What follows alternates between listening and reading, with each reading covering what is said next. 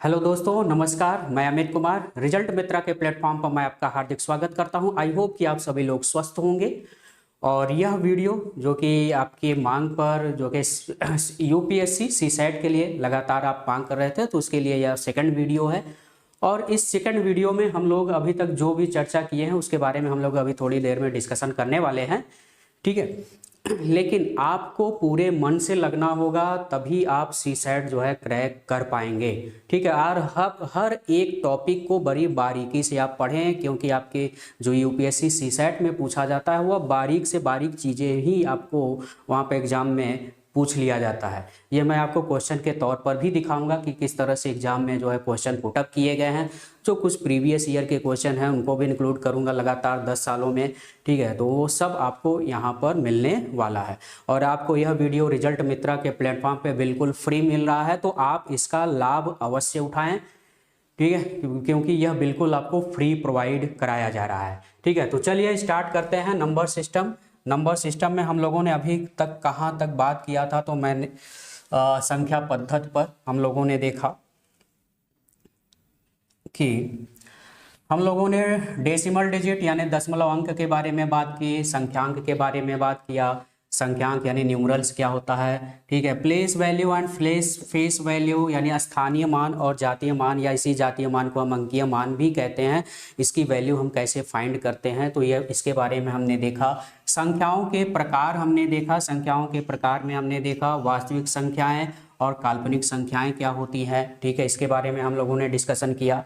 संख्याओं वास्तविक जो संख्या होती है वह दो तरह की, एक शांत दशमलव संख्या, एक अशांत दशमलव संख्या।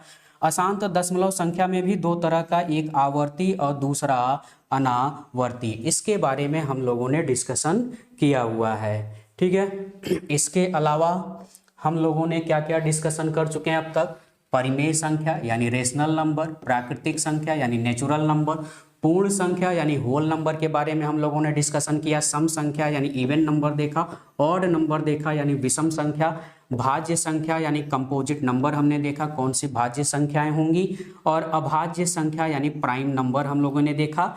और युग्म अभाज्य संख्या के बारे में हमने थोड़ा सा डिस्कशन यहाँ पर किया था, ठीक है। बाकी अपरिमेय संख्या पूर्णांक के बारे में हम लोग डिस्कशन ऑलरेडी कर चुके हैं प्रीवियस वीडियो में। तो अगर आप इस वीडियो को देख रहे हैं और पिछला वीडियो अगर आपने नहीं देखा है, तो आप पहले पिछले वीडियो में जा करके वह सारी चीज़ें देख लें, फिर आगे जो है आप बढ़ें क्रमबद्ध तरीके से। क्योंकि अगर आपको क्रैक करना है यूपीएससी के सीसैट मैथ वाले पोर्शन में, तो आपको सभी चीज़ें जो है आपको अपने पास जो है इंक्लूड रखनी है, सभी का नोट्स आपको बनाना है, ठीक है। लेकिन यहाँ पे मैं अभाज्य संख्या के बारे में थोड़ा सा और डिस्कशन करूंगा, जो कि कल के समय अभाव के कारण मैं पूरा डिस्कशन नहीं कर पाया था, तो आज इसके बारे में थोड़ा सा हम डिस्कशन करेंगे, ठीक है।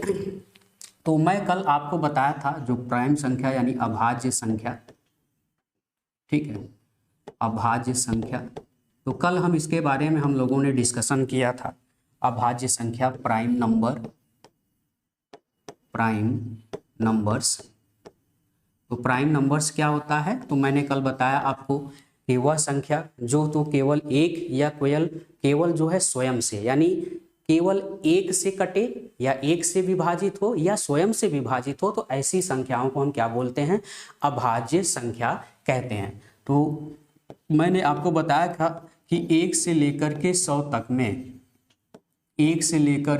तक में कुल कितनी अभाज्य संख्याएं होती हैं, तो कुल 25 अभाज्य संख्याएं होती हैं। मैंने नंबर भी आपको बताया था कल के वीडियो में। और 1 से 100 तक में 1 से 50 तक में मैंने बताया था आपको कुल कितनी अभाज्य संख्या है, 15 अभाज्य संख्याएं हैं। इसके बारे में हम लोगों ने कल थोड़ा बहुत डिस्कशन किया था। अब इसी प्राइम नंबर से जो हम आज डिस्कशन करने वाले हैं वह युग्म संख्या, जिसके बारे में कल मैं पूरा डिटेल आपको नहीं बता पाया। तो जो युग्म अभाज्य संख्या होती है, युग्म अभाज्य संख्या जो होती है, जिसे हम बोलते हैं पेयर प्राइम नंबर, ठीक है, पेयर प्राइम नंबर। और ये पेयर प्राइम नंबर क्या होता है, तो ये जो पेयर प्राइम नंबर है, युग्म अभाज्य संख्या है, ये दो ऐसे अभाज्य संख्याओं का यानी दो ऐसे अभाज्य संख्याएं होंगी, दो ऐसी अभाज्य संख्याएं होंगी जिनका जो अंतर होगा वह 2 होगा। अंतर कितना होगा? 2 होगा। तो उसे हम क्या बोलेंगे? युग्म अभाज्य संख्या कहेंगे। जैसे हमने ले लिया 3 और 5, 3 और 5 तो 3 भी अभाज्य संख्या है, 5 भी अभाज्य संख्या है, और बीच का अंतर दोनों का कितना है? 2 है। तो इसका मतलब यह युग्म अभाज्य संख्या है। जैसे 5 और 7 ये क्या है? युग्म अभाज्य संख्या है। जैसे 11 और 13, जैसे 17 और 19 ये सब कैसी संख्याएं हैं? युग्म अभाज्य संख्याएं हैं। जैसे 29 और 31 कैसी संख्या है? युग्म अभाज्य संख्या है। जैसे 39 और 41 जैसे 41 और 43 कैसी संख्या है? 41 और 43 दोनों ही अभाज्य संख्याएं हैं और इनके बीच का डिफरेंस कितना है? केवल 2 है। तो इसका मतलब हम इसको क्या बोलेंगे? युग्म अभाज्य संख्या, यानी अभाज्य संख्याओं का ऐसा जोड़ा जिनके बीच का अंतर क्या है? 2 है। ठीक है, क्लियर है इतनी बातें। और 1 से 100 तक में कुल कितनी अभाज्य संख्याएं होती, युग्म अभाज्य संख्याएं होती हैं? तो टोटल कुल होती हैं 8। ठीक है, तो 1 2 3 4 5 6 तो आपके यही हो गए। इसके अलावा अगर हम देखें तो 69 71 यानी 69 और 71। ठीक है, इसके अलावा ठीक है, तो 1 हो गया, 2 हो गया, 3 4 5 6 7 और इसी तरह से आपका 63 67 65 66। ठीक है, 71 69 ठीक है 73 और एक क्या बन जाएगा आपका? 71 73। ठीक है, यही कुल 8 हैं। तो आप गिन लें इनको और ध्यान में रखें। ठीक है, 1 2 3 4 5 6 7 और 8। तो 1 से 100 तक में कुल कितनी अभाज्य युग्म अभाज्य संख्याएं होती हैं? तो 1 से 100 तक में टोटल जो पेयर प्राइम नंबर होते हैं उनकी संख्या 8 है और यही 8 संख्याएं हैं जो यहाँ पर लिखी गई हैं। तो आई होप कि आपको युग्म अभाज्य संख्या समझ में आ गया होगा। ठीक है, चले आगे हम बात करते हैं। तो यहाँ पर एक दिया है सह अभाज्य संख्या। सह अभाज्य संख्या क्या होती है? तो सह अभाज्य संख्या का मतलब यह होता है कि ऐसा जोड़ा, चाहे जोड़े के रूप में हो, 2 संख्याओं के रूप में हो, चाहे 3 संख्याओं के रूप में हो, चाहे 4 संख्याओं के रूप में हो, तो 2 या 2 से अधिक संख्याओं के ऐसे जोड़े या ट्रिपलेट अगर दिए गए हों और उनका एक के अलावा कोई दूसरा उभयनिष्ठ गुणनखंड न हो। ठीक है, यानी ऐसी 2 या 2 से अधिक 2 या 2 से अधिक 2 या 2 से अधिक संख्याओं का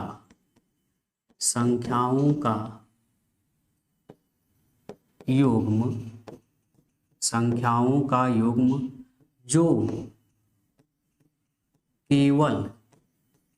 जो केवल 1 से विभाज्य हो। यानी केवल 1 से विभाज्य का मतलब यह है कि जो केवल जिनका जो गुणनखंड है वह केवल 1 हो। ठीक है, जिनका उभयनिष्ठ गुणनखंड 1 हो, 1 के अलावा कोई दूसरा उभयनिष्ठ गुणनखंड न हो, तो ऐसी संख्याओं को हम क्या बोलेंगे? को प्राइम नंबर। जैसे हमने ले लिया एक संख्या 6 और 11। अब 6 और 11, अब यहाँ पे ध्यान में रखना है आपको, यहाँ पे सह अभाज्य लिखा है तो इसका मतलब ये जरूरी नहीं कि दोनों संख्याएं अभाज्य ही हो। ठीक है, हो सकता है एक अभाज्य हो और दूसरा अभाज्य ना हो, एक भाज्य भी हो। ठीक है, तो यहाँ पे ये ध्यान में रखना है। तो अगर हम 6 को देखें तो ये 1 से भी कटेगा, 2 से भी विभाजित हो जाएगा, 2 तिहाई 6, 3 से भी कट जाएगा, 3 दूनी 6 और 6 का 6 से भी कट जाएगा। तो संख्या जो 6 है 1 से 2 से 3 से और 6 इन चारों नंबर से क्या है डिविजिबल है यानी विभाज्य हो जाएगा। लेकिन अगर हम यहीं पर देखें 11 को, तो 11 केवल 1 से कटेगा या स्वयं से कटेगा, स्वयं से मतलब स्वयं 11 से विभाजित होगा। ठीक है, अब इन दोनों में अगर आप देख पा रहे हैं तो इसमें एक और यहाँ पर एक, यानी दोनों संख्याओं में जो कॉमन फैक्टर है, जो कॉमन गुणनखंड है, उन दोनों में कौन सा है, एक है। तो इसका मतलब हम कह सकते हैं कि 6 और 11 कैसे हैं, सहअभाज्य संख्याएं। जैसे मान लो एक और एग्जांपल हम आपको लेकर के दिखाते हैं। जैसे मान लो क्वेश्चन में लिखा कि 9, 11, 17। ठीक है, अब यहाँ पे 3 संख्याएं हैं। अब इन तीनों संख्याओं का अगर हम देखें तो 9 किससे किससे कटेगा, तो 9 1 से भी कटेगा, 3 से भी कटेगा और स्वयं से भी कटेगा। 1 से सभी संख्याएं कटती हैं, विभाजित होती हैं। 3 से 9 कट जाएगा यानी 3 तिहाई 9 भाग चला जाएगा। और 9 से भी अगर आप भाग दोगे तो 9 1 9 यानी पूरी तरह से भाग चला गया। अच्छा, 11 को अगर हम देखें तो यह 1 से भी कटेगा और स्वयं से भी कटेगा। 17 को देखें तो यह 1 से भी कटेगा, 17 से भी कटेगा। ठीक है, तो इस कॉमन में अगर इनका हम सभी का कॉमन फैक्टर अगर ढूंढें तो यहाँ पर भी 1 है, यहाँ पर भी 1 है और यहाँ पर भी 1 है। तीनों में कॉमन फैक्टर आपको क्या दिखाई दे रहा है, 1 है। 1 के अलावा कोई तीसरा जो है इसमें दूसरा जो है कोई कॉमन फैक्टर नहीं है। तो इसका मतलब हम बेशक से यह कह सकते हैं यह हमारा कैसा संख्या है, सहअभाज्य संख्या है। क्या कहेंगे, सहअभाज्य संख्या। तो इसका मतलब आपको समझ में आ गया होगा कि यह सहअभाज्य संख्या हम कैसे ज्ञात करते हैं। चलिए आगे चलते हैं हम लोग आगे। अब यहाँ पर एक कॉम्प्लेक्स नंबर दिया हुआ है, थोड़ा सा हम कॉम्प्लेक्स नंबर के बारे में आपको समझा दें कि कॉम्प्लेक्स नंबर क्या होता है, यानी सम्मिश्र संख्या क्या होती है। तो ये जो कॉम्प्लेक्स नंबर है, ठीक है, कॉम्प्लेक्स नंबर यानी सम्मिश्र संख्या जो है, इस संख्या को हम a + ib के फॉर्म में लिख सकते हैं। यानी ऐसी संख्याएं जो a + ib के फॉर्म में हो, a + ib के रूप में हो, तो ऐसी संख्याओं को हम क्या बोलते हैं, कॉम्प्लेक्स नंबर। या हम यह भी कह सकते हैं कि वास्तविक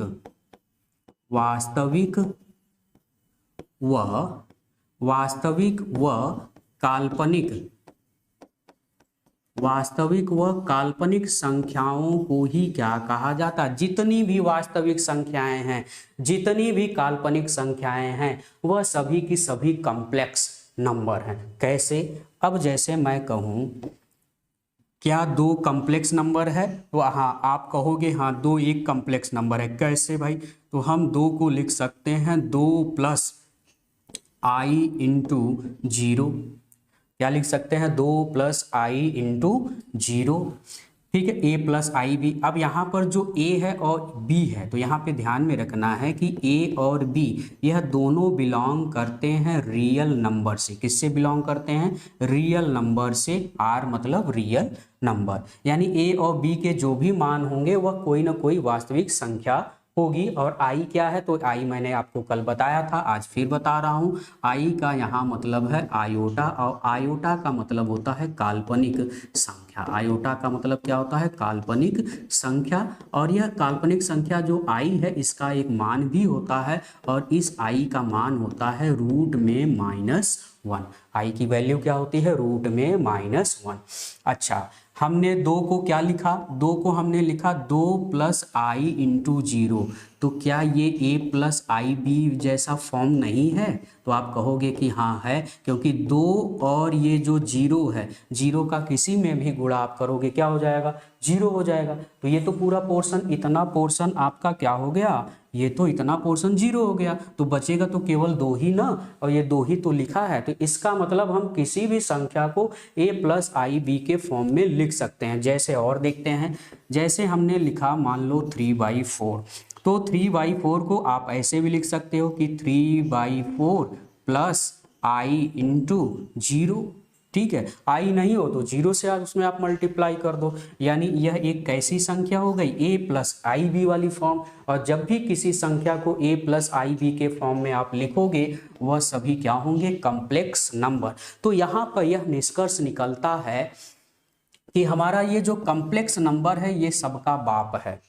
कॉम्प्लेक्स नंबर क्या है, सभी संख्याओं का बाप है। यानी इसी कॉम्प्लेक्स नंबर से आपकी वास्तविक संख्या भी निकली है, काल्पनिक संख्या भी निकली है, इसी से शांत दशमलव वाली संख्या, अशांत दशमलव वाली संख्या, जितनी भी परिमेय संख्या है, अपरिमेय संख्या है, प्राकृतिक संख्या है, पूर्ण संख्या है, सम संख्या है, विषम संख्या है, भाज्य संख्या है, अभाज्य संख्या है, सब कुछ जो है आपका वास्तविक और काल्पनिक से ही ये सब जो है संख्याएं निकली हुई है। और वास्तविक और काल्पनिक के समूह को हम क्या बोलते हैं, सम्मिश्र संख्या, यानी कॉम्प्लेक्स नंबर। यानी कॉम्प्लेक्स नंबर जो है सभी संख्याओं का, जितने भी हम संख्याओं के प्रकार पढ़ते हैं वह सभी का क्या है, एक तरह से जन्मदाता, यानी complex number is a father of the different types of numbers. ठीक है, तो बात समझ में आ गई, यानी सम्मिश्र संख्या सभी का बाप हो गया। यहाँ पे बात क्लियर है। चले आगे हम लोग चलते हैं यहाँ पे। अब हम लोग देखेंगे, यह बहुत ही इंपॉर्टेंट है, विभाज्यता का नियम सबसे ज़्यादा इंपॉर्टेंट फैक्टर है। और यहाँ से आपको कम से कम 2 से 3 क्वेश्चन विभाज्यता पर आ जाते हैं, या कभी कभी एक ही क्वेश्चन, लेकिन यहाँ से विभाज्यता के नियम से एक क्वेश्चन तो आपसे पुट अप किया ही जाएगा। ठीक है, तो विभाज्यता के नियम में हम लोग चले देखते हैं क्रम से। विभाज्यता के नियम में तो सबसे पहले हम लोग देखते हैं 2 से विभाजित होने वाली संख्याएं। ठीक है, 2 से विभाजित होने वाली संख्याएं, 2 से विभाजित होने वाली संख्याएं, विभाजित होने वाली संख्याएं, होने वाली संख्याएं। तो 2 से विभाजित होने वाली संख्याओं के अगर बारे में हम बात करें तो 2 से जो विभाजित होने वाली संख्याएं होंगी, ठीक है, ठीक है, तो 2 से जो डिविजिबल वाली संख्या होगी वह कौन सी संख्या होगी, तो जिसके अंत में, ध्यान में रखेंगे,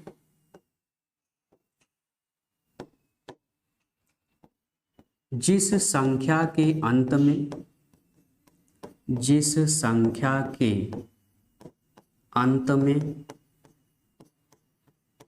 में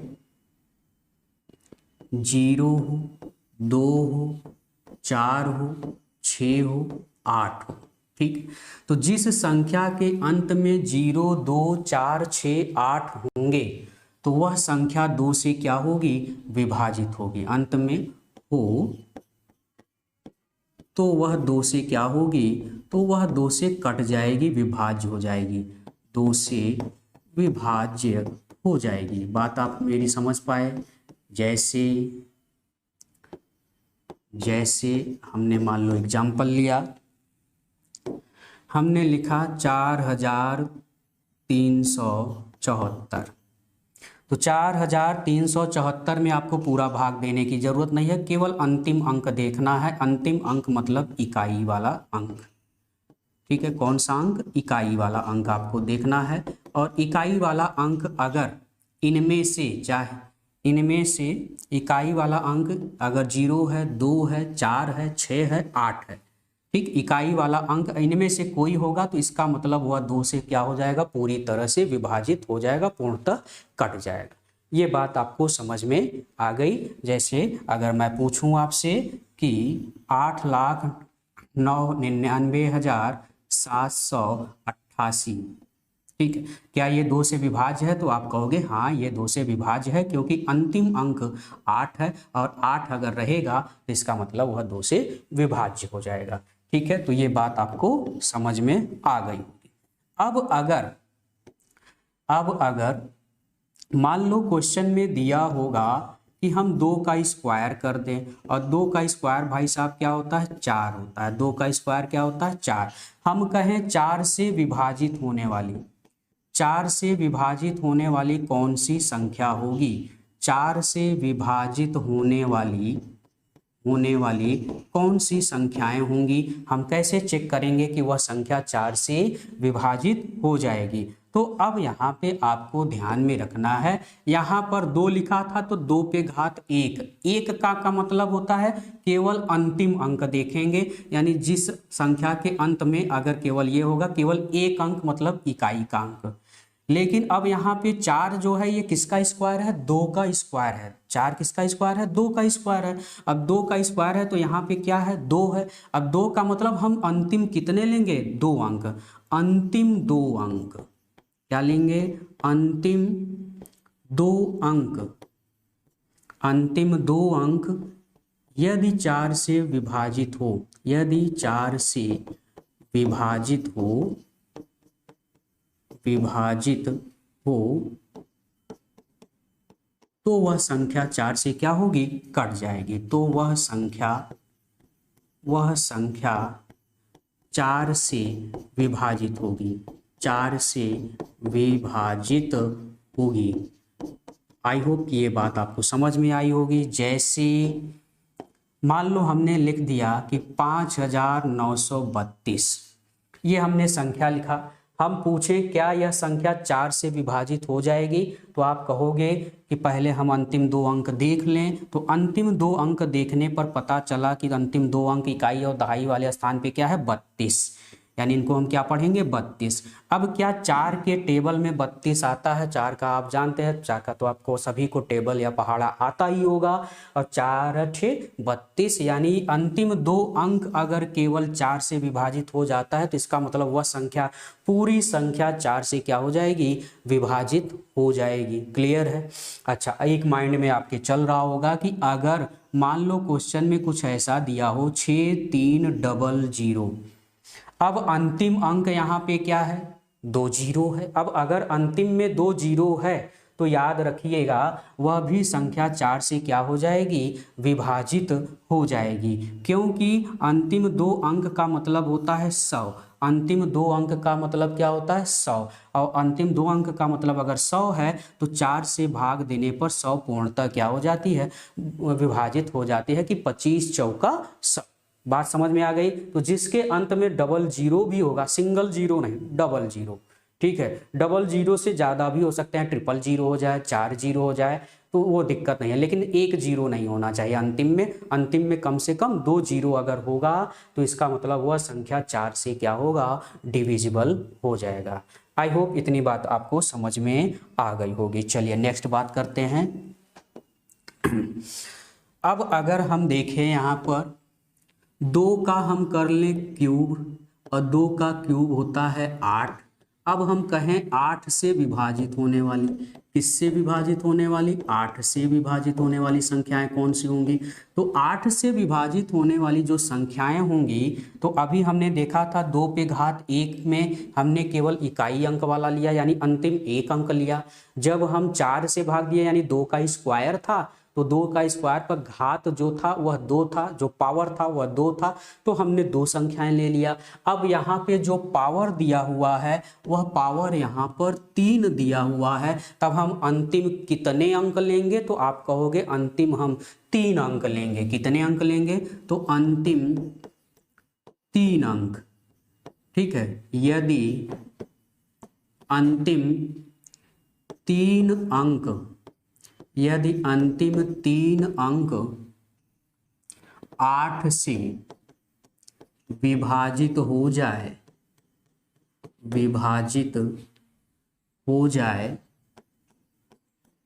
ठीक है, विभाजित हो जाए, तो वह संख्या, तो वह दी गई संख्या जो भी होगी वह संख्या 8 से कट जाएगी, यानी 8 से विभाज्य होगी।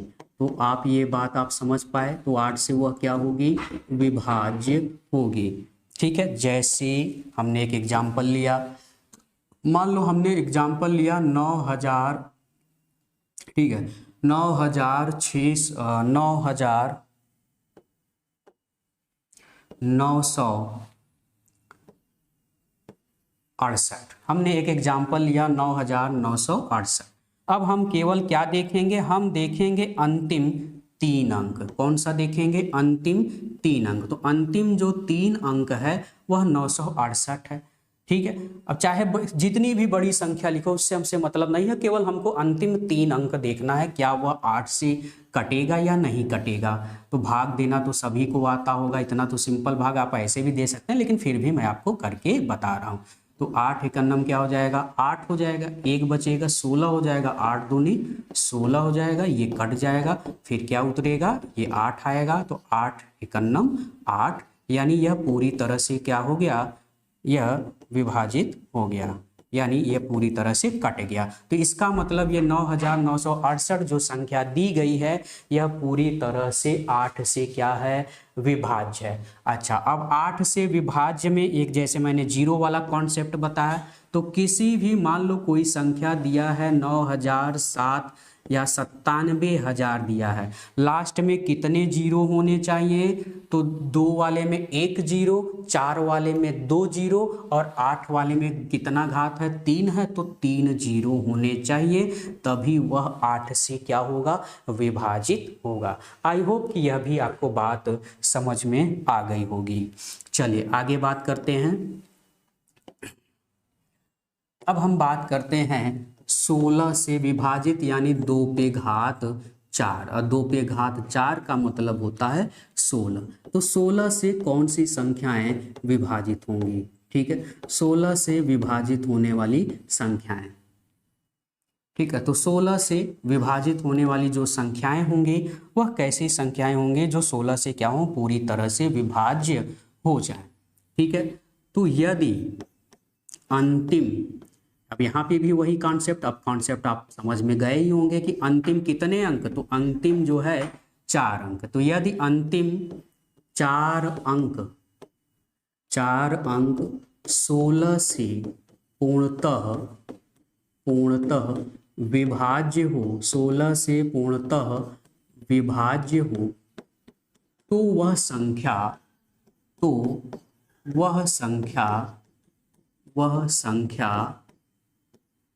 16 से क्या हो जाएगी? विभाज्य हो जाएगी। ठीक है, 16 से क्या हो जाएगी? विभाज्य होगी। ठीक है, जैसे हमने मान लो कोई संख्या ले लिया 7,300, ठीक है,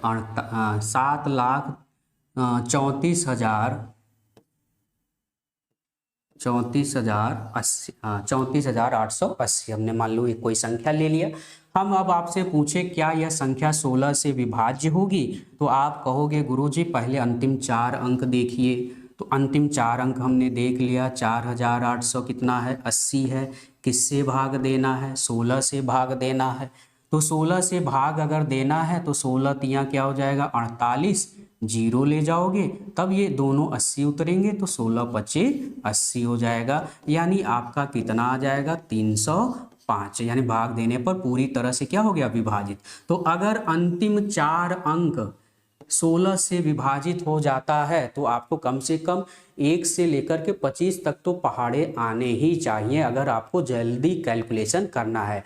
ठीक है, तो कैलकुलेशन के लिए आप हमेशा चीज़ में ध्यान में रखें, मैं पहले ही बता रहा हूँ। ठीक है, इसके आगे बार बार मैं चर्चा करता रहूँगा। ठीक है, कम से कम 1 से लेकर के 25 तक तो आपको टेबल आना चाहिए। टेबल यानी पहाड़ा आपको तो आना ही चाहिए। दूसरी बात कि 1 से लेकर के कम से कम 30 तक तो आपको वर्ग आना चाहिए। वर्ग मतलब स्क्वायर। ठीक है, स्क्वायर आपको आना चाहिए।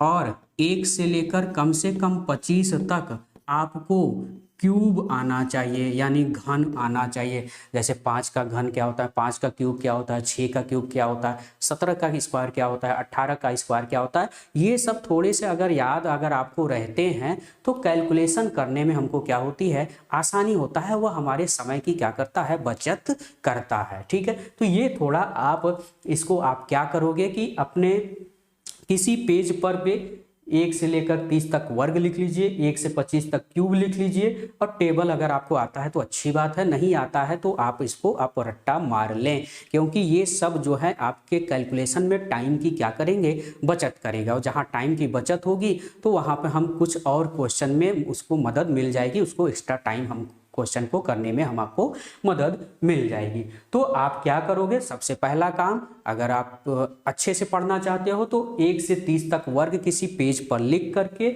और 1 से 25 तक किस क्यूब लिख करके आप अपने सामने जहां भी सोते हो, ठीक है, इनको हमेशा नहीं देखना है। आप जब भी बैठे हो चेयर पर तो एक बार 2 बार निगाहें डाल दीजिए। जब आप ऐसा कम से कम डेली जो है 4 मिनट 5 मिनट अगर आप देखते हैं एक टॉनिक की तरह, तो आपको बेशक याद हो जाएगा। तो ये जरूरी है, इसलिए मैं आपको ये बातें बता रहा हूँ, ठीक है। तो ये अगर अंतिम 4 संख्या 16 से कट जाएगी तो वह 16 से क्या हो जाएगी भाई साहब, विभाज्य हो जाएगी। तो आप कहोगे कि वह 16 से क्या हो गया, विभाजित हो जाता है। अच्छा, जीरो वाले कॉन्सेप्ट में तो बिल्कुल जैसे अभी हमने बताया कि जीरो वाले कॉन्सेप्ट में भी हम ऐसी तरह से काम करेंगे। मान लो दिया है 1,30,000, कितना दिया है, 1,30,000। तो अंतिम जो 4 अंक होगा, तो अंतिम 4 अंक क्या होना चाहिए, 0। अगर किसी भी संख्या में नंबर में 4 जीरो है तो वह 16 से क्या हो जाएगा, विभाज्य हो जाएगा। आई होप कि ये 2 वाला कॉन्सेप्ट आपको समझ में आ गया होगा कि अगर 2 हो, 4 से भाग देना हो, 8 से भाग देना हो, 16 से भाग देना हो, 32 से भाग देना हो, 64 से भाग देना हो, इन सभी संख्याओं से अगर आपको भाग देना है तो भाई 2 था तो 2 पे पावर 1, ये 2 का स्क्वायर था तो अंतिम 2 संख्या, ये 2 का क्यूब था अंतिम 3 अंक, ये 2 पे घात 4 था अंतिम 4 अंक, ये 2 पे घात क्या है 5 है तो अंतिम 5 अंक, और ये 2 पे घात 6 है। फिलहाल इतने बड़े नंबर बहुत रेयर केस में क्वेश्चन में पूछ लिए जाते हैं, लेकिन फिर भी आप याद रखेंगे।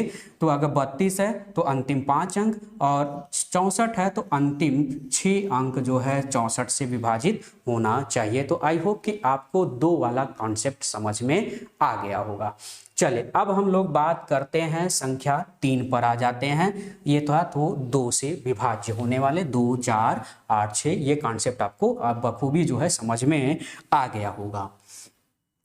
अब अगला जो है 3 से विभाज्य होने वाली संख्या है, ठीक है, 3 से विभाज्य होने वाली संख्या है।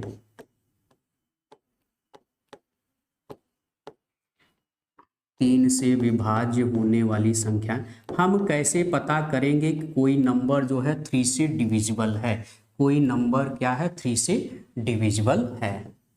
तो अब यहाँ पर हमको देखना है डिविजिबल बाई 3 कि कोई नंबर जो है 3 से किस तरह से डिविजिबल है, ठीक है। अब कैसे आप पता करोगे कि कोई नंबर 3 से डिविजिबल है, तो उसके लिए कॉन्सेप्ट होता है। इसके लिए मैं शॉर्ट तरीका भी आपको बताऊंगा, ठीक है, दोनों तरीके आप जानते रहिए। यदि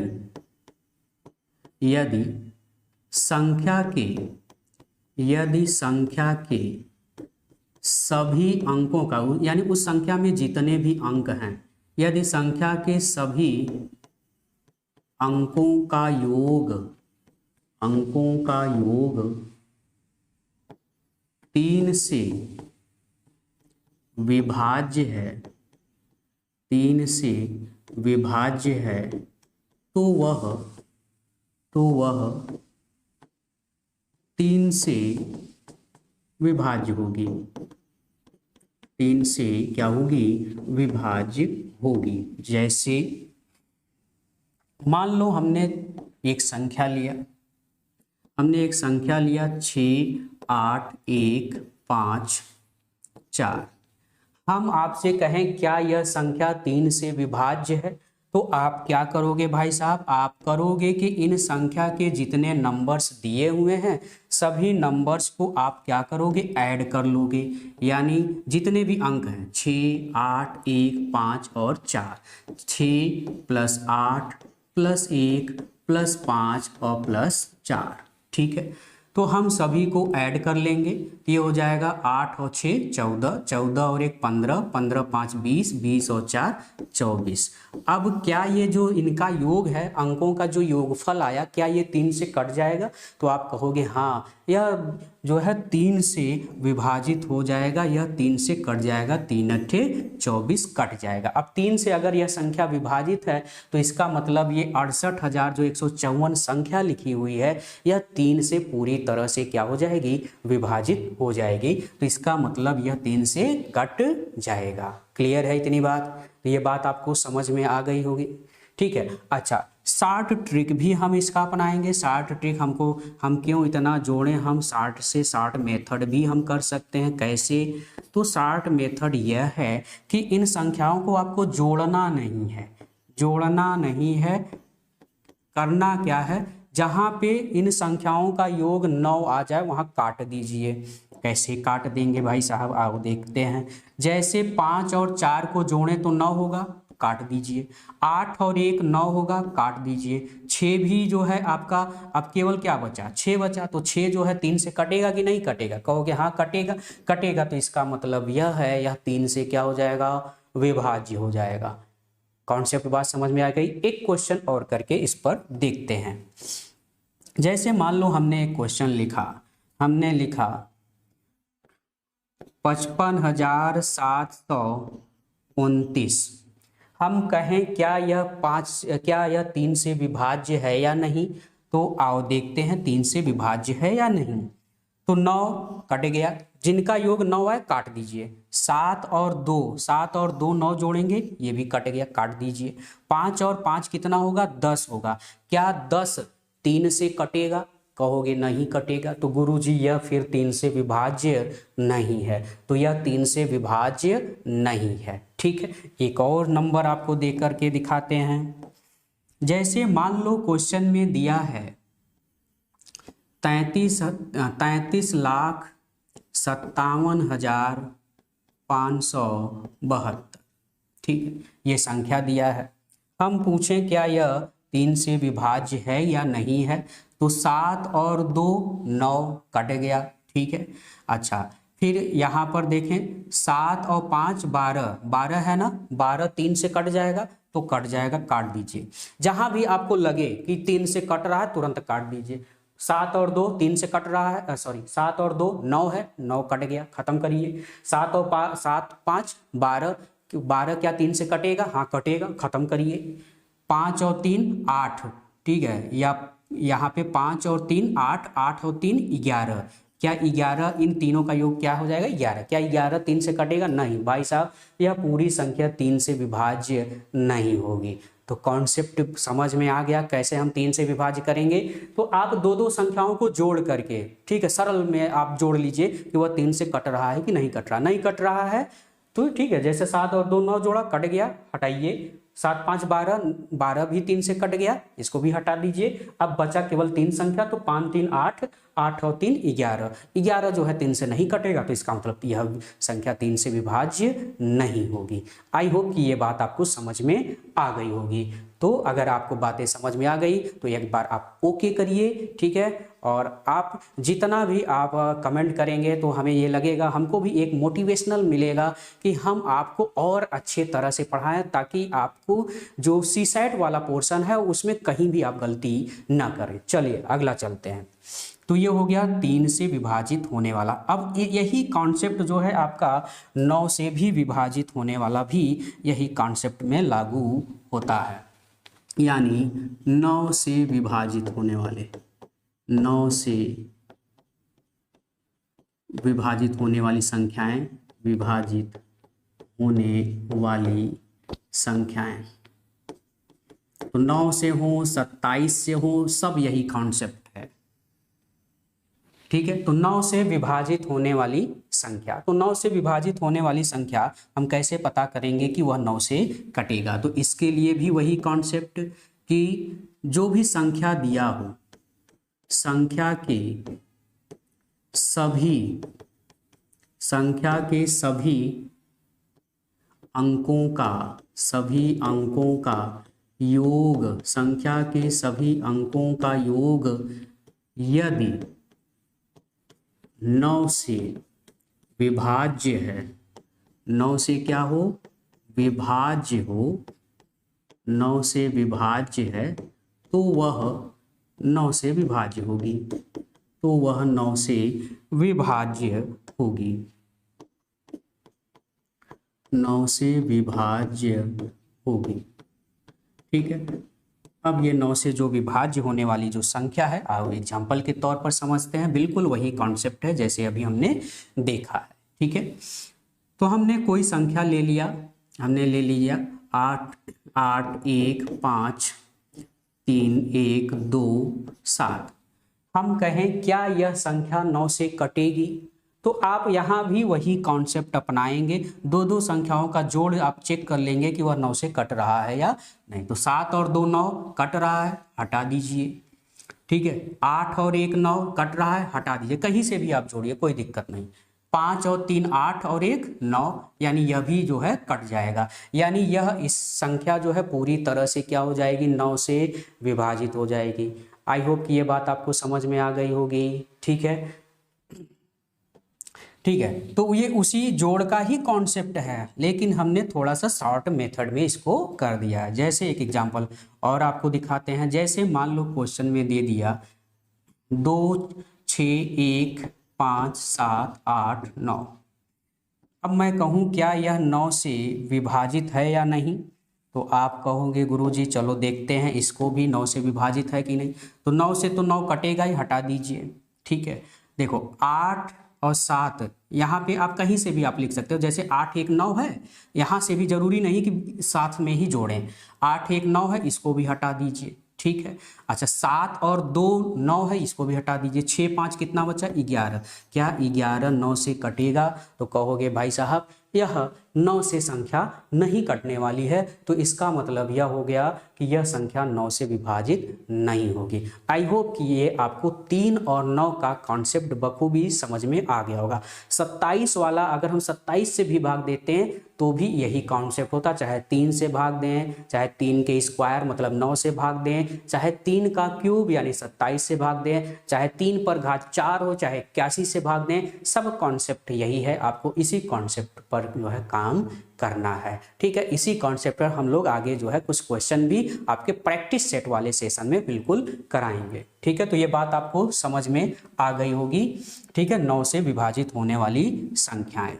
ठीक है, अच्छा अब ये हो गया, 2 हो गए, 3 हो गए, 4 हो गए। अब हम बात करते हैं 5 से विभाजित होने वाली, 5 से विभाजित होने वाली संख्याएं। ठीक है, 5 से विभाजित होने वाली संख्याएं, विभाजित होने वाली संख्याएं, तो कौन सी संख्या 5 से विभाजित होंगे, हम कैसे समझेंगे कि यह संख्या जो है 5 से पूर्णतः क्या हो जाए, विभाजित हो जाए। तो 5 से पूर्णतः विभाजित होने के लिए हम क्या करेंगे। ठीक है, तो जिस संख्या के अंत में, जिस संख्या के अंत में केवल इकाई वाला, ठीक है, संख्या के अंत में 0 यानी 0 या 5 हो, 0 हो या 5 हो, तो वह संख्या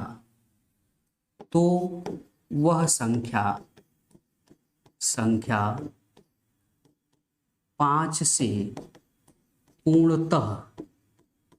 से पूर्णतः क्या होगी, विभाज्य होगी। 5 से पूर्णतः क्या होगी, विभाज्य होगी। बात आप समझ पाए। चले देखते हैं कि आप ये कॉन्सेप्ट को समझ पाए कि नहीं। अगर मान लो कोई संख्या लिखी है 67,570, ठीक है, ये संख्या लिखा है, तो हमको क्या देखना है, केवल अंतिम अंक देखना है। तो अंतिम अंक हमारा क्या है, 0 है। अगर अंतिम अंक 0 लिखा हो या 5 लिखा हो, तो इसका मतलब वह 5 से क्या होगा, कहोगे आप यह 5 से पूर्णतः विभाज्य हो जाएगा। जैसे मान लो संख्या लिख दिया गया 1,27,575, तो अंतिम अंक क्या है, तो अंतिम अंक हमारा 5 है। तो अगर अंतिम अंक 0 या 5 होता है तो वह 5 से पूर्णतः क्या होगा, विभाज्य होगा। तो मतलब यह भी संख्या कट जाएगा। क्लियर है। जैसे मान लो 37,272 लिखा है, क्या यह संख्या 5 से विभाज्य होगा? तो आप कहोगे कि यह संख्या अंत में 2 है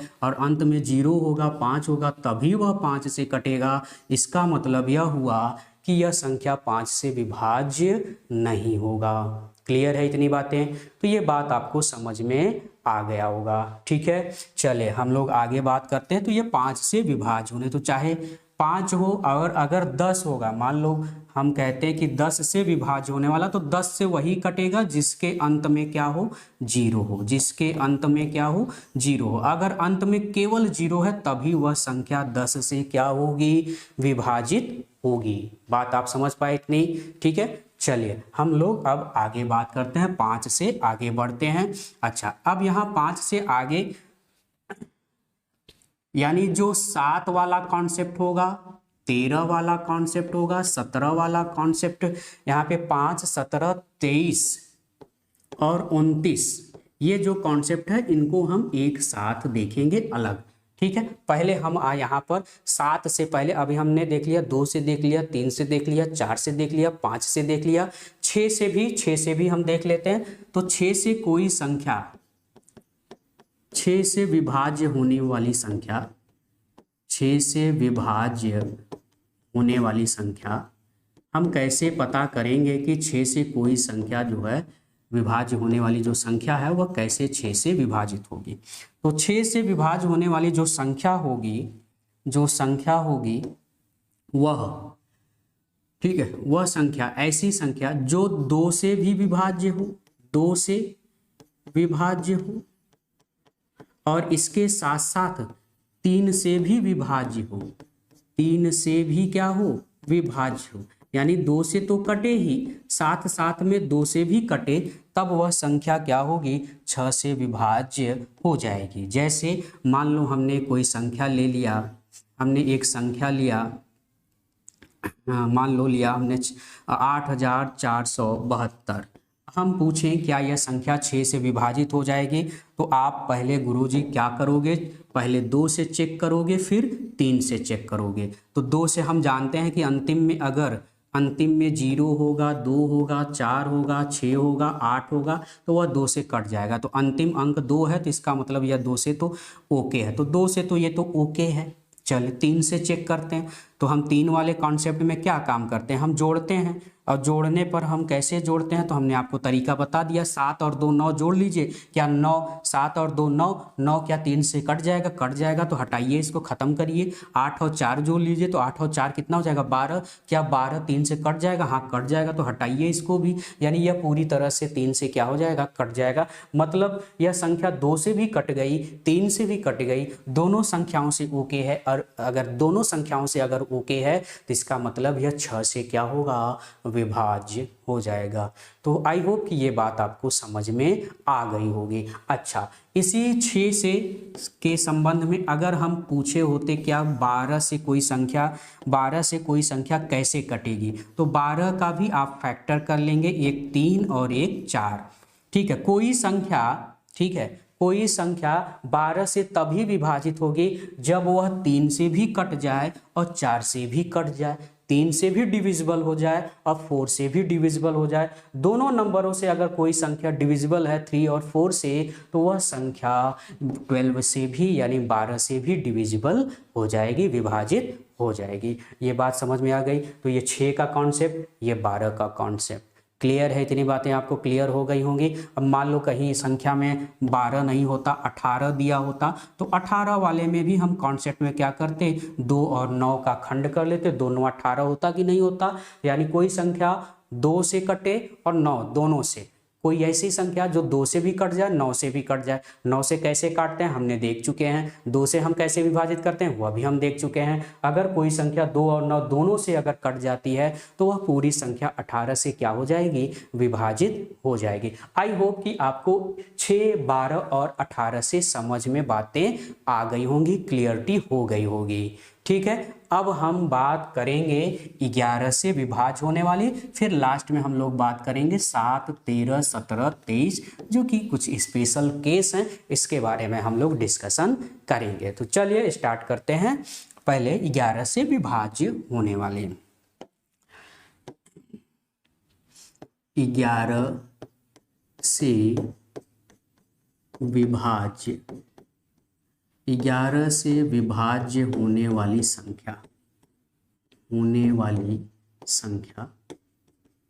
तो कोई संख्या 11 से कब विभाजित होगी, हम यह कैसे पता करेंगे कि कोई संख्या 11 से कब विभाजित होगी। और इसके लिए भी मैं आपको जो है शॉर्ट ट्रिक बताऊंगा। तो चलिए देखते हैं। तो 11 से, तो दी गई जो संख्या है, दी गई संख्या के विषम स्थानों के अंकों का योग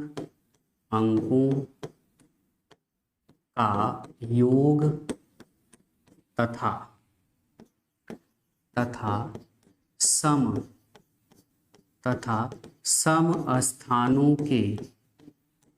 स्थानों के अंकों का योग। ठीक है, तो विषम स्थानों के अंकों का योग, सम स्थानों के अंकों का योग का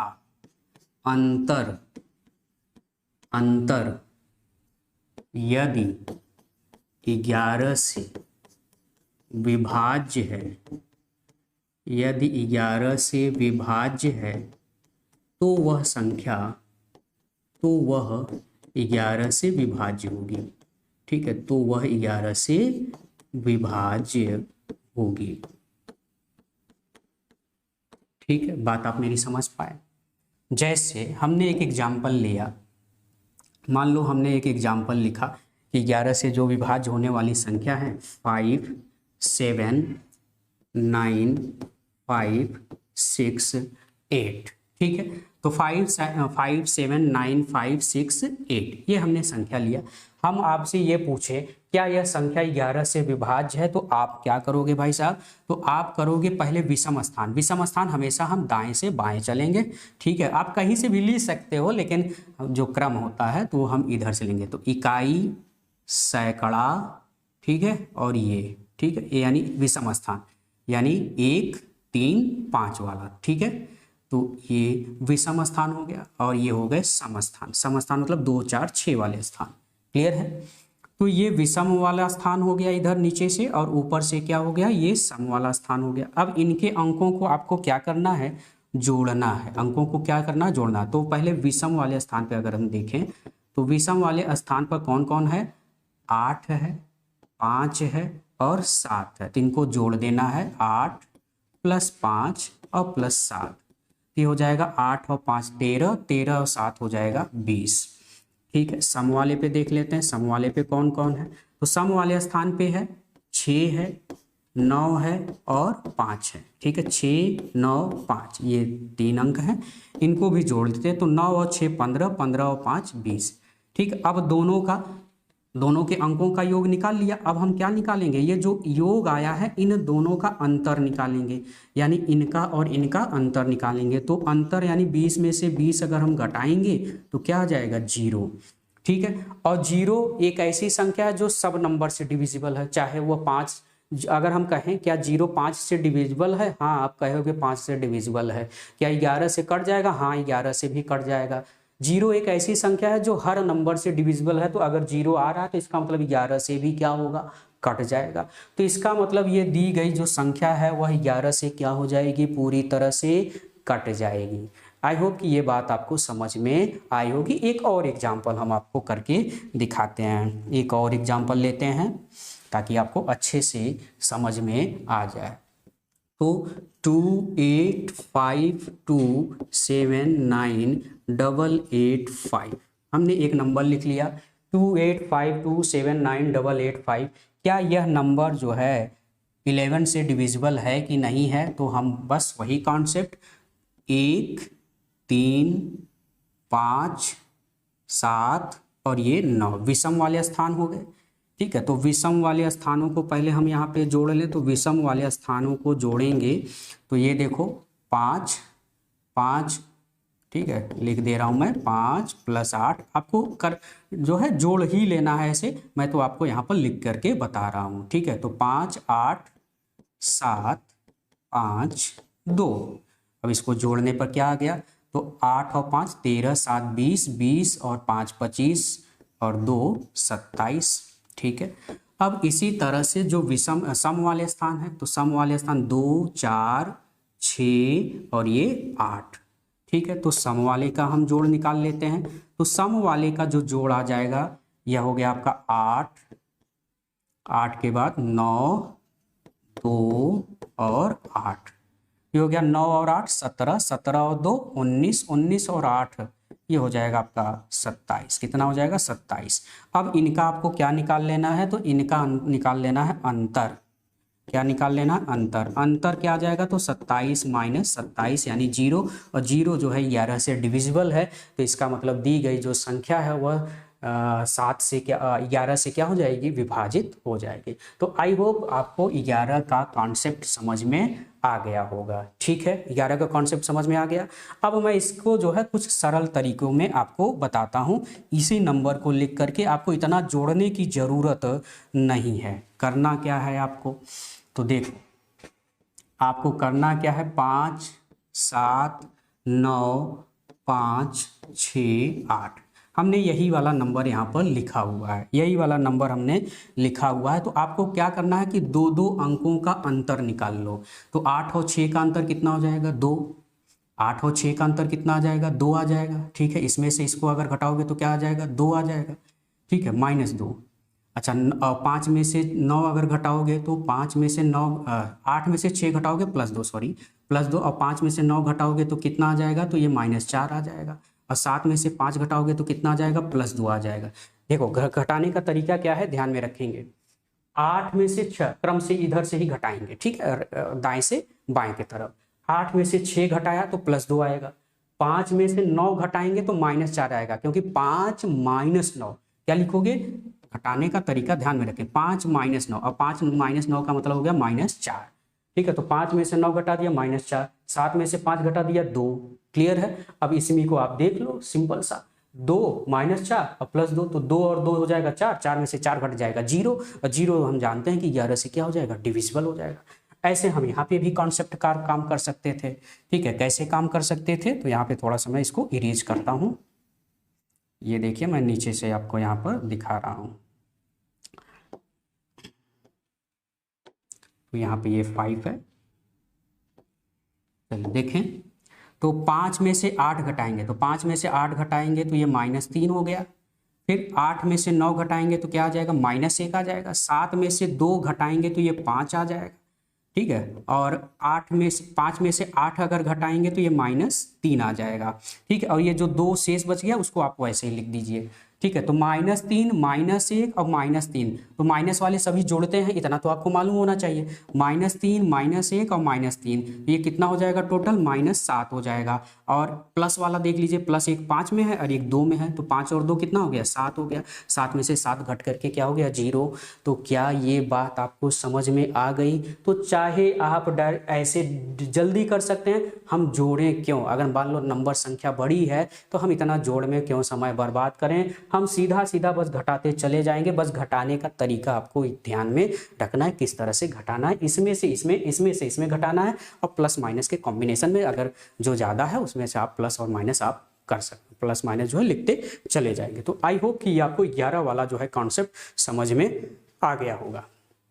ठीक है, चलिए अब हम लोग आगे बात करते हैं 7 से 11 से 13 से 17 से 23 से और 29 से कौन सी संख्याएं जो हैं विभाज्य होंगी।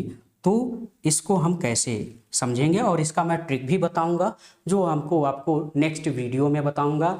ठीक है, पहले तो हम इसका बेसिक कॉन्सेप्ट समझ लें। बेसिक कॉन्सेप्ट को समझ लेने के बाद जो 7 11 13 हैं, कुछ ऐसी संख्याएं हैं जिनको जो है हम बहुत आसानी से शॉर्ट ट्रिक के जरिए सीख सकते हैं, आसानी से भाग दे करके पता कर सकते हैं कि वह संख्या ये 7 से 13 से 11 से या उससे विभाजित। अच्छा, 11 वाला कॉन्सेप्ट तो हो गया, इसको यहाँ पे स्किप करिएगा।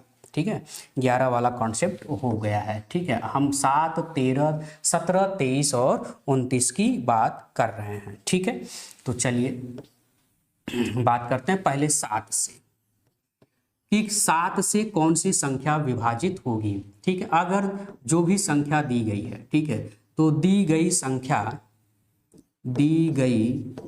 संख्या का अंतिम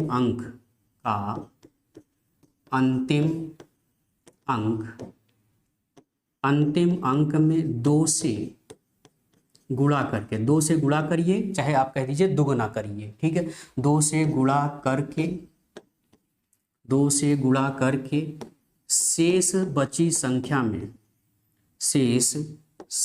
तो जो शेष संख्या बची है, शेष संख्या में घटाकर जांच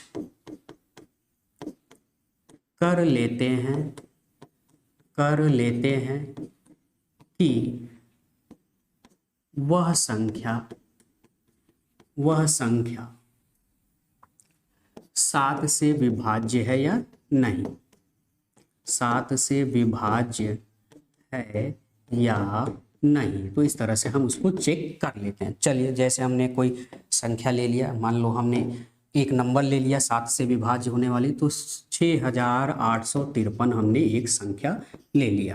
क्या यह संख्या 7 से विभाज्य है या नहीं, तो हम क्या करेंगे, तो ऐसी संख्या को जो अंतिम अंक है, अंतिम अंक कौन सा है, 3 है, तो हम इसमें क्या करेंगे, 2 का गुणा करेंगे, और 2 का गुणा करेंगे अंतिम वाले अंक में, तो कितना आएगा, 6। और शेष कितनी बची संख्या है, तो शेष जो बची संख्या है वो 685 है। कितना है, 685। क्लियर है ना, 685। अब जो ये अंक 2 से गुणा करके जो संख्या आया था, उसमें हम क्या करेंगे, घटाएंगे, तो हम 6 इसमें घटा देंगे। घटाने पर यह आ गया आपका 15 में से 6 9, ये हो गया आपका 7, और ये हो गया आपका 5। ठीक है, फिर भी अगर आपको लगता है अभी ज़्यादा है, तो एक बार फिर वही कॉन्सेप्ट अपनाएं, इस अंतिम वाले अंक में फिर से आप 2 का गुणा करिए, तो 9 दूनी कितना हो जाएगा, 18। और फिर से वही कॉन्सेप्ट करिए कि शेष संख्या में, शेष कितना है, 57, और 57 में 18 आप क्या करिए, घटा लीजिए। तो 17 में से 18 अगर घटाएंगे तो कितना आ जाएगा, 9, और यहाँ हो जाएगा आपका 49। क्या 49 7 से कट जाएगा, तो आप कहोगे हाँ, 7 के टेबल में 7 7 49 होता है, कट जाएगा, तो इसका मतलब यह 7 से पूरी तरह क्या है, विभाजित है। इसका मैं कल आपको शॉर्ट ट्रिक भी बताऊंगा अच्छे तरह से, क्योंकि आज समय कम है, क्योंकि हम साथ में 7, 13, 17, 23, 11 इन सबके सभी कॉन्सेप्ट देखने वाले हैं शॉर्ट ट्रिक के जरिए, और बड़ा अच्छा सेशन वाला होने वाला है। कल का भी सेशन बहुत इंपॉर्टेंट होगा, आज का भी सेशन आपके लिए बहुत इंपॉर्टेंट है, तो इस सेशन को पूरा अंत तक जरूर आप देखें। ठीक है, तो 7 से आपको समझ में आ गया। ठीक है, अब एक संख्या हम और ले लेते हैं। ठीक है, बड़ी संख्याओं को हम किस तरह से भाग देंगे वो हम कल आपको बखूबी अच्छी तरह से बताएंगे, क्योंकि आज में हम केवल 7, 13, 17, 23 और 29 का केवल कॉन्सेप्ट बताने वाले हैं। ठीक है, तो ये कॉन्सेप्ट आपको समझ में आ गया। एक संख्या हम और ले लेते हैं ताकि आपको समझ में आ जाए। मान लो संख्या है 623।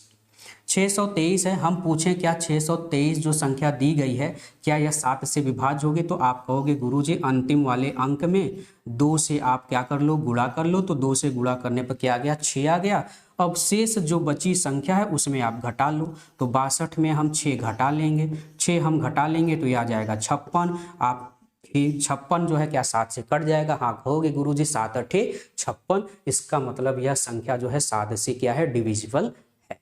इतनी बात आपको समझ में आ गई। चले अब हम बात करते हैं कॉन्सेप्ट 13 का। ठीक है, कॉन्सेप्ट 13 का, तो 13 वाली संख्या कैसे विभाजित होगी, 13 से विभाज्य होने वाली संख्या, 13 से विभाज्य होने वाली संख्या। ठीक है, तो 13 से विभाज्य होने वाली संख्या में हम क्या करेंगे, तो इस संख्या में कि जो दी गई संख्या है, ठीक है, दी गई संख्या के अंतिम अंक में, के अंतिम अंक में 4 से गुणा करके, 4 से गुणा करके, तो अंतिम अंक में 4 से गुणा करके शेष संख्या में, शेष जो भी बची संख्या है, शेष संख्या में जोड़ देते हैं, जोड़ देते हैं। उसके बाद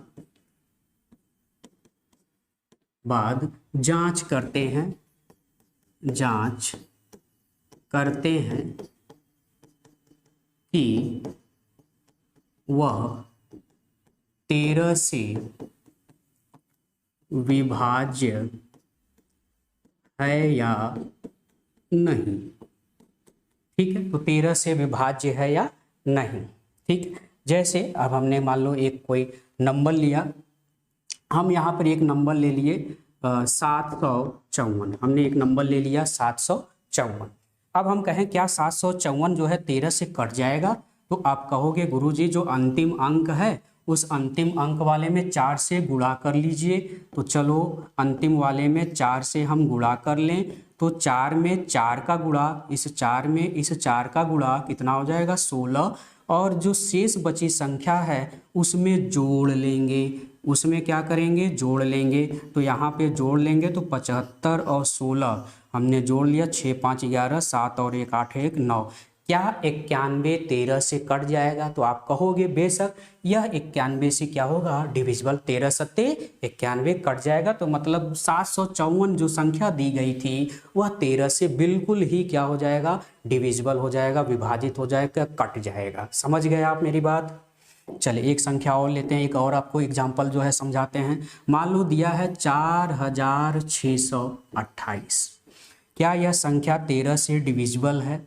तो कहोगे गुरुजी अंतिम अंक लीजिए और इसमें 4 से आप मल्टीप्लाई कीजिए, तो 8 चौक कितना हो गया 32, शेष बची हुई संख्या में जोड़ दीजिए। चलो जोड़ देते हैं, तो शेष बची जो संख्या है 462 और इसमें हमने जोड़ दिया 32 को, और 32 को हम जोड़ेंगे तो 2 और 2 कितना हो जाएगा 4, और 6 और 3 9, और ये 4। ठीक है, फिर आप वही कॉन्सेप्ट करिए, इसमें भी 4 से गुणा करिए और जोड़ लीजिए। तो ये 4 चौक कितना हो जाएगा 16, यानी यहाँ पर हो गया आपका, ये आपका हो गया 49 और प्लस 16। तो 49 और 16 हम जोड़ लेंगे तो 9 और 6 15, 4 1 5 और 1 6। क्या 65 13 से कट जाएगा? तो आपको तो पहाड़ा तो आता ही है, टेबल तो आता ही है, नहीं आता है तो पहले रट्टा मार लीजिए। तो 13 25 65, यानी यह 13 से क्या हो जाएगा विभाज्य होगा, यानी जो दी गई संख्या है वह 13 से कट जाएगा। तो आई होप कि आपको 13 से विभाज्य होने वाला कंडीशन भी समझ में आ गया होगा। ठीक है, चलिए अगला कॉन्सेप्ट देखते हैं। तो ये तो 13 से विभाज्य हो गया। अब अगला देखते हैं हम लोग 17 से विभाज्य होने वाली संख्या, 17 से विभाज्य होने वाली संख्या, 17 से विभाज्य होने वाली संख्या। तो 17 से विभाज्य होने वाली संख्या को हम कैसे डिविजिबल करेंगे? तो हम इसमें क्या कॉन्सेप्ट है कि जो भी दी गई संख्या है, दी गई संख्या के अंतिम अंक, के अंतिम अंक में अब इसमें 5 से गुणा करते हैं। किससे? 5 से गुणा करके, 5 से गुणा करके शेष जो बची संख्या है, शेष संख्या में घटा देते हैं। शेष संख्या में क्या करेंगे घटा देते हैं, घटा देते हैं और यह चेक करते हैं, घटा देते हैं, फिर जांच करते हैं। जांच क्या करते हैं कि वह 17 से कटेगा कि नहीं, जांच करते हैं। ठीक है, चलो आप देखते हैं जांच करके। हमने 17 से एक संख्या ले लिया 765, क्या ले लिया 765, और चेक करते हैं क्या यह संख्या 17 से विभाजित है नहीं। तो हम क्या करेंगे, अंतिम जो 5 अंक है, ठीक है, इसको हम गुणा करेंगे किसमें किससे गुणा करेंगे? 5 से ही गुणा करेंगे, और 5 से गुणा करेंगे तो ये आ जाएगा 25। और शेष बची संख्या में, तो शेष जो बची हमारी संख्या है 76, इसमें हम 25 को क्या करेंगे? घटा देंगे। क्या करेंगे? घटा देंगे, घटा देते हैं। ठीक है, तो 6 में से 5 निकल गया 1, और 7 में से 2 निकल गया आपका 5। क्या 51 17 से कटेगा? तो कहोगे हाँ, 17 त्रिक 51, 17 से ये कट जाएगा, तो इसका मतलब यह दी गई संख्या 17 से क्या है? विभाजित हो जाएगी। ठीक है, चलो एक और क्वेश्चन देखते हैं इसी तरह से। तो यहाँ पर एक क्वेश्चन हमने ले लिया, मान लो 5032। कितना ले लिया? 5032। अब हम देखें क्या यह संख्या 17 से विभाज्य होगी कि नहीं। तो हम क्या करेंगे? अंतिम अंक 2 लेंगे और इसका हम गुणा किसमें करेंगे? 5 से। 5 से गुणा करेंगे तो 2 और 5 का गुणा, 2 और 5 का गुणा कितना हो जाएगा? 10। और शेष संख्या में यानी 503 में हम 10 को क्या करेंगे? घटा देंगे। घटा दिया भाई, 13, 3 में से 0 ये 3, और 10 में से ये 9, और ये हो गया आपका 493। एक बार आप फिर यही कॉन्सेप्ट कर लीजिए। फिर इसमें आप किसका गुणा करोगे? 5 का, तो 5 तिहाई 15 हो जाएगा। अब 5 तिहाई 15 हो जाएगा। शेष संख्या में आपको फिर क्या करना है? घटा लेना। शेष संख्या कितनी है? 49। 49 में हम 15 घटा लेंगे, तो 9 में से 5 निकल गया 4, और 4 में से 1 निकल गया 3। क्या 34? क्या दी गई संख्या 34 17 से कटेगी? 17 दूना 34। तो आप कहोगे गुरुजी 17 से तो यह तो विभाज्य हो गया। तो आपको 17 का भी कॉन्सेप्ट आपको पता चल गया होगा। चलिए आगे बात करते हैं। अब कॉन्सेप्ट 17 हो गया, अब हम बात करते हैं कॉन्सेप्ट जो है 23 का। ठीक है, 23 से विभाज्य होने वाली संख्या है। ठीक है, तो 23 से जो विभाज्य होने वाली संख्या है, इसमें हम कैसे किसी की संख्या को हम चेक करेंगे कि कोई संख्या कैसे 23 से विभाज्य होगी। तो इसमें क्या करेंगे कि जो अंतिम अंक होगा, कौन सा अंतिम अंक? संख्या का जो अंतिम अंक है उसमें हम गुणा करेंगे 7 से। किसका गुणा करेंगे? 7 से। और बाकी जो शेष संख्या है, शेष में इस संख्या को हम क्या करेंगे? जोड़ देंगे। क्या करेंगे? जोड़ देंगे, और हम चेक कर लेंगे कि वह संख्या 23 से विभाज्य होगी या फिर नहीं। तो चलिए, जैसे हम एक संख्या लेते हैं और इस संख्या को देखते हैं। मान लो हमने एक संख्या लिया 345, और इसका जो अंतिम अंक है, अंतिम अंक कौन सा है? 5 है। और इसमें हम किसका गुणा करेंगे? 7 का, और 7 का गुणा करने पर, तो 5 और 7 का गुणा करने पर यह कितना आ जाएगा? 35 आ जाएगा। अब अगर ये 35 आया है तो जो शेष बची संख्या है 34, और ये आ गया आपका 35।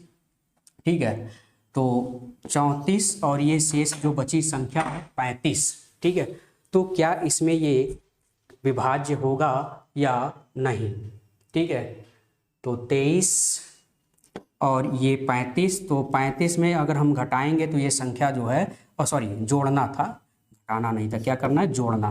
ठीक है, तो जोड़ेंगे तो 5 और 4 क्या करना है? जोड़ना है। ठीक है, जोड़ देंगे तो 5 और 4 9, और 3 और 3 6।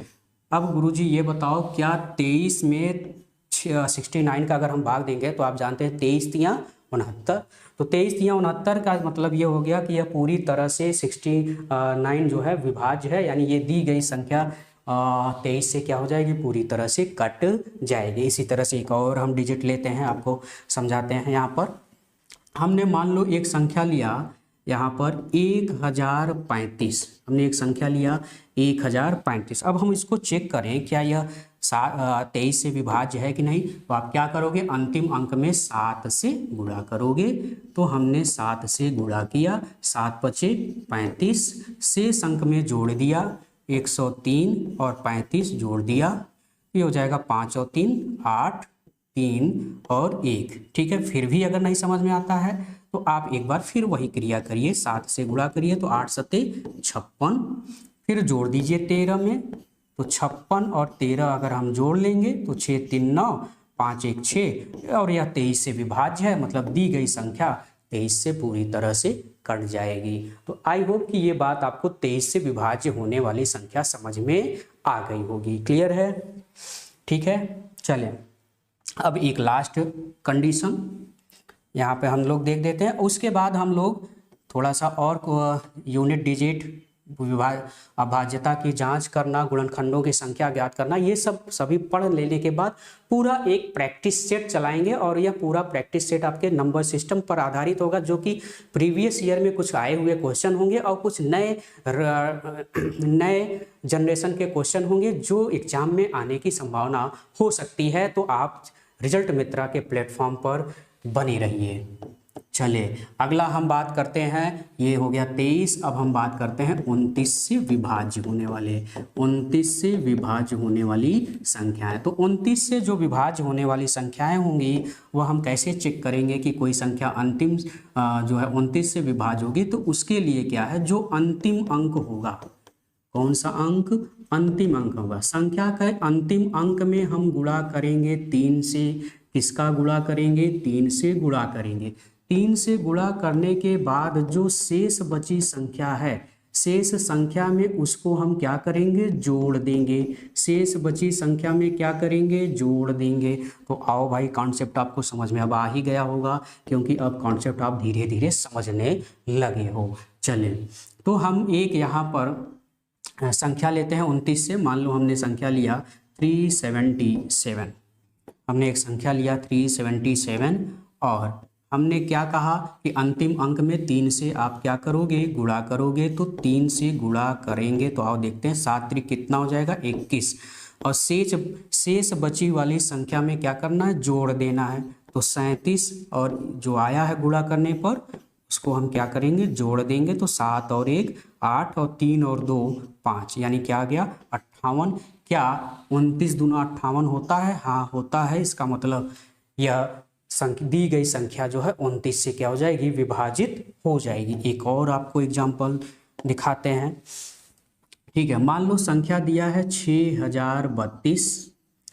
संख्या का अंतिम अंक क्या है भाई, तो संख्या का अंतिम अंक बताइए क्या है, 2 है। अब इस 2 वाले में कितने का गुणा करना है, 3 का गुणा करना है। हम इसमें 3 का गुणा कर देते हैं इस अंतिम अंक में। तो 2 और 3 का गुणा करेंगे तो कितना आ जाएगा, 6। अब 603 जो शेष बची संख्या है उसमें 6 को क्या करना है, जोड़ देना है। तो ये हो जाएगा आपका 609। अब भी अगर आपको कठिन लगता है तो एक बार और आप ये क्रिया अपना लो। फिर जो अंतिम संख्या है इसमें फिर 3 से गुणा कर लो। कितने का, 3 से। जब तक आपको सरल ना हो जाए तब तक आप यह क्रिया करते रहिए। तो 9 त्रिक कितना हो जाएगा, 27। और 27 में शेष बची संख्या से आप जोड़ लिए। शेष संख्या कितनी बची है, 60। तो 60 में हम 27 को क्या करेंगे, जोड़ लेंगे। तो ये हो जाएगा आपका 7 और 6 और 2 9। क्या 29 से 97 कट जाएगा, बिल्कुल। 29 तियां 97, 29 तियां 97, यानी इसका मतलब यह है, ठीक है, 6 2 8 हो जाएगा, सॉरी 97 नहीं 87। ठीक है, तो ये 87 आ गया। क्या 87 जो है 29 से कटेगा, बिल्कुल कट जाएगा। 29 तिहाई कितना हो जाएगा, तो यह हो जाएगा 87, यानी कट जाएगा। यानी जो दी गई संख्या है वह 29 से पूर्णतः विभाजित, डिविजिबल हो जाएगी। तो आई होप कि आपको डिविजिबिलिटी रूल वाले में ये सभी कॉन्सेप्ट 2 से लेकर के 29 तक सभी बातें समझ में आ गई होंगी। कल हम लोग कुछ स्पेशल केस में हम लोग देखेंगे जो आपके लिए बेहद इंपॉर्टेंट है। तो वह भी कॉन्सेप्ट हम लोग बिल्कुल समझेंगे। और कल के ही सेशन में हम लोग यह भी देखेंगे कि हम लोग कल बात करेंगे यूनिट डिजिट की, नंबर ऑफ फैक्टर्स की, गुणनखंडों की संख्या, जैसे कि आपके एग्जाम में अक्सर जो है पूछ लिया जाता है। ट्रेलिंग नंबर ऑफ जीरो यानी शून्यों की संख्या ज्ञात करना, कल इस जो है वीडियो पर हम लोग चर्चा करेंगे। तब तक आप स्वस्थ रहिए, सावधान रहिए। जय हिंद।